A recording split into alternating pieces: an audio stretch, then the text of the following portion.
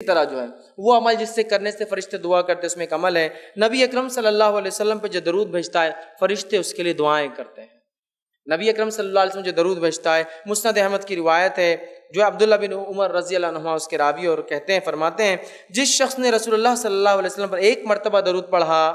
اللہ تعالیٰ اس کے فرشتے اس پر 70 مرتبہ درود بھیجتے ہیں۔ جس شخص نے ایک مرتبہ اللہ کے رسول صلی اللہ علیہ وسلم پہ درود بھیجا اللہ اور اس کے فرشتے 70 مرتبہ درود مطلب بمعنی دعا اس کے لیے 70 مرتبہ دعائیں بھیجتے ہیں۔ پس بندہ اس کو چاہیے تو اس کو کم کرے، چاہے تو زیادہ کرے۔ اب بندے کے اوپر ہے وہ کتنی دعا چاہتا ہے اور کتنی نہیں، جتنا زیادہ دعا چاہتا ہے اتنا زیادہ درود بھیجے، جتنی کم دعا چاہتا ہے اتنا کم درود بھیج دے۔ تو اب بندے کے اوپر معاملہ ہے، تو ہمیں چاہیے نبی اکرم صلی اللہ علیہ وسلم پر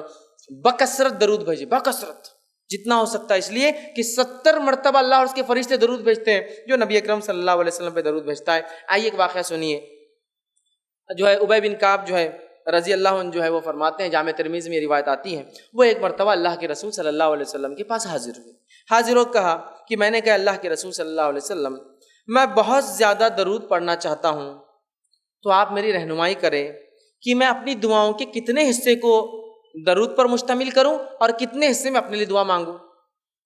اور پھر انہوں نے کہا اور میں کتنا حصہ مخصوص کروں دعاؤں کے لیے اور کتنا حصہ آپ کے لیے، تو آپ نے فرمایا تو جت قدر چاہے اتنا، جتنا پسند کرے کرے۔ تو انہوں نے فرمایا صحابی نے کیا 1/4 1/4 حصہ میں اپنی دعاؤں کا درود کے لیے مخصوص کر دوں؟ تو آپ نے فرمایا ٹھیک ہے، جس قدر تو چاہے، تمہارے لیے تو بہتر ہوگا، ٹھیک۔ تو پھر انہوں نے کہا کہ اللہ کے رسول کیا آدھا میں کروں؟ تو آپ نے کہا تم جس قدر پسند کرو، لیکن اگر اس سے زیادہ کرو اور اچھا ہے۔ پھر انہوں نے کہا کہ اللہ کے رسول صلی اللہ علیہ وسلم 2/3 2/3 میں اگر دعائیں کروں، مطلب درود بھیجو اور باقی دعا، تو آپ نے فرمایا تم جس قدر پسند کرو حصہ مخصوص کرو گے، لیکن جتنا زیادہ کرو گے تمہارے لیے ٹھیک ہوگا۔ تو انہوں نے فرمایا کہا اے اللہ کے رسول میں اپنی دعا کے بجائے صرف آپ پہ درود ہی بھیجتا ہوں، اب کیونکہ آپ نے پاؤ کہا تو آپ نے کہا زیادہ کرے تو بہتر ہے، میں نے آدھا کہا تو آپ نے کہا زیادہ کرے تو بہتر ہے، میں نے 2/3 کہا تو آپ نے کہا زیادہ کرے تو بہتر ہے، اب میں کیا کرتا ہوں صرف آپ پہ درود بھیجتا ہوں۔ تو آپ نے فرمایا کہا تو پھر تو تمہارے غموں کی کفایت کی جائیں گی،